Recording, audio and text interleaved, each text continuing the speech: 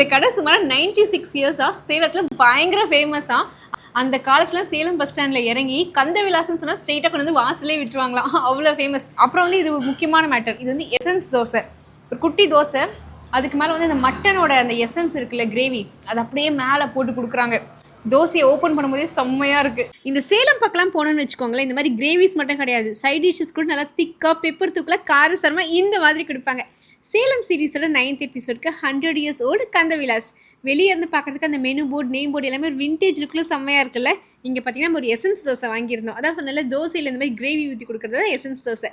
அப்புறம் இந்த ஒரு ஐட்டம், இதுக்கு பேர் வந்து கல்டா அப்படின்னு சொல்கிறாங்க. பரோட்டாக்கு மேலே இஷ்டத்துக்கு மானாவரியாக நெய்யை ஊற்றி கல்லில் போட்டு நல்லா ரோஸ்ட் பண்ணி கொடுக்குறாங்கல்ல, இதுக்கு பேர் தான் கல்டாவாம். இது வந்து பேரிங்காக நல்லா திக்கான ஒரு கெட்டி குழம்பு கொடுப்பாங்க. அது கூட ஒரு நாட்டுக்கோழி ஃப்ரை ஒன்று வாங்கியிருந்தோம், இதுவும் பெப்பர் தூக்கலாக இருக்கும்.